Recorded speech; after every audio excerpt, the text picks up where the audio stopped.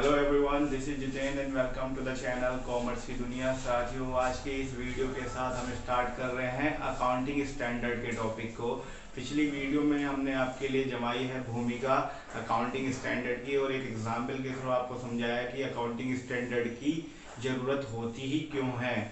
तो साथियों, आज की इस वीडियो में बहुत ही शॉर्ट में मैं आपको बताने आया हूँ कि अकाउंटिंग स्टैंडर्ड का मीनिंग क्या है और इसका जो है आवश्यकता क्यों होती है। तो जल्दी से जल्दी बोर्ड पर आप अपना रुख कर लेंगे और समझेंगे कि अकाउंटिंग स्टैंडर्ड का अर्थ क्या है, परिभाषा क्या है।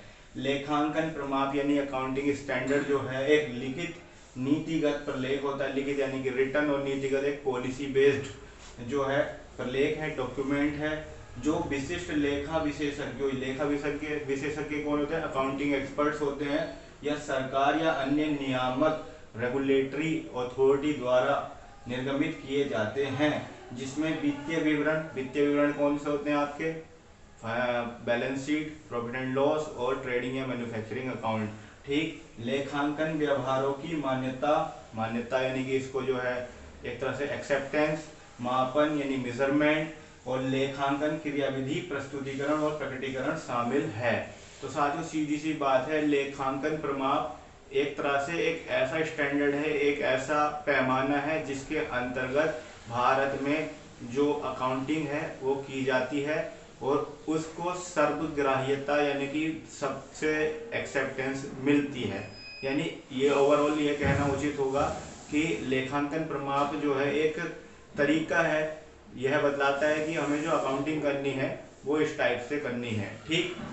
अब हम जानते हैं आवश्यकता क्यों है साथियों। तो आवश्यकता जानने के लिए हमें कुछ पॉइंट यहाँ पर लिखे हैं जो मैं आपको क्लियर करता हूँ।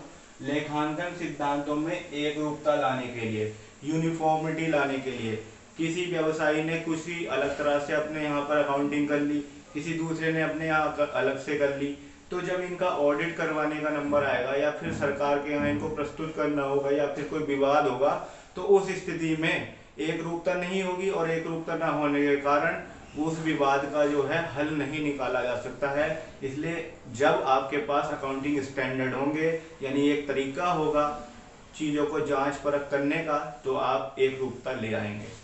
साथियों, अगला है लेखांकन का प्रमापित प्रस्तुतिकरण करने के लिए, यानी कि प्रेजेंटेशन अच्छे से हो सके, सभी एक जैसे अपने अकाउंट्स बनाएं, सभी एक तरह से अपने अकाउंट्स का जो है प्रेजेंटेशन करें। तो उससे क्या होगा, एक तरह का जो है स्टैंडर्ड गिना जाएगा, एक तरह का क्या कहना चाहिए, सभी में एक रूपता सी झलकेगी। ठीक है। अगला है लेखांकन शब्दावली की सटीक व्याख्या करने के लिए। लेखांकन शब्दावली यानी कि अकाउंटिंग टर्मिनोलॉजी की सटीक व्याख्या कैसे हो सकती है? अब आपको आपके परिवार में रह करके कुछ कार्य करने हैं, तो उसके लिए या तो आपको आपके परिवार के नियम कानून को जानना होगा, और अगर नियम कानून नहीं होंगे तो हो सकता है कि आप जो है जो कार्य कर रहे हैं वो दूसरे के हिसाब से गलत हो सकता है। तो अकाउंटिंग टर्मिनोलॉजी जो है एक सटीक तरह से तभी हो सकती है जब कहीं ना कहीं उसका उल्लेख होगा। तो अकाउंटिंग स्टैंडर्ड ये चीज भी आपको प्रोवाइड कराता है। लेखांकन की दृढ़ता को दूर करने के लिए यानी रिजिडिटी को दूर करना है इससे, यानी कि इसमें जो एक तरह से लूप होल्स हैं या फिर अगर अकाउंटिंग में कहीं ना कहीं आपकी कमियां हैं तो उसको दूर करने में ये काफी मदद कर सकता है, क्योंकि यहाँ पर आपको तरीका बताया जाता है कि इसी तरह से आपको करना होगा। विवादास्पद लेखों पर तार्किक विचार।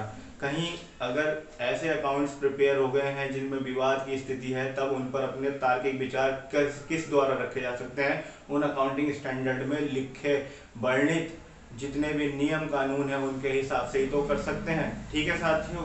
वित्तीय विवरण के प्रस्तुतिकरण में प्रकटीकरण को वैज्ञानिक दृष्टिकोण प्रदान करने के लिए, तो साइंटिफिक अप्रोच के हिसाब से हम जो है अपने यहाँ पर अकाउंटिंग कर पाएंगे। जब हमारे पास अकाउंटिंग स्टैंडर्ड होंगे तो उनको हम, भाई किसी ने पहले नंबर पर मैन्युफैक्चरिंग अकाउंट बनाया, उसने दूसरे नंबर पर प्रॉफिट एंड लॉस बनाया, तीसरे नंबर पर बैलेंस शीट बनाई। ठीक। अगर अकाउंटिंग स्टैंडर्ड नहीं होता तो क्या पता कोई व्यक्ति आय व्यय ही बना लेता, कोई व्यक्ति अकाउंट्स ही नहीं बनाता। तो ये मैंडेटरी भी करते हैं, कंपल्सन करते हैं, वॉलेंटियर भी करते हैं। तो अकाउंटिंग स्टैंडर्ड ओवरऑल एक तरीका है, एक ढंग है और एक आधार है कि इसी आधार पर आपको काम करना होगा, इसी आधार पर आपको अकाउंटिंग करनी होगी। और लास्ट है व्यवसाय का अंतर्राष्ट्रीयकरण, globalisation of business. Accounting standard जो है न केवल इंडिया तक सीमित है बल्कि बहुत सारे देशों में जो है एक रूप जैसे हैं। हमारे देश में जो अकाउंटिंग स्टैंडर्ड है वही अकाउंटिंग स्टैंडर्ड अमेरिका में भी हो सकता है, इंग्लैंड में हो सकता है। इसलिए अकाउंटिंग स्टैंडर्ड जो हमने सेट किए हैं वो न केवल अपने देश के लिए बल्कि पूरे दुनिया को एक जैसी अकाउंटिंग से जोड़ने के लिए किए गए हैं, जिससे हम देश विदेश से जो आयात निर्यात करते हैं वहाँ भी हमें अकाउंटिंग करनी होती है।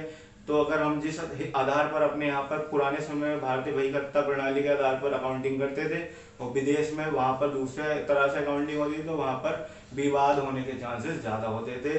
तो ओवरऑल ये छोटी सी वीडियो में आपको जो मैंने कंटेंट प्रोवाइड कराया आपको कैसा लगा, आपको समझ में आया तो फटाफट इस वीडियो को लाइक और शेयर जरूर करें आप।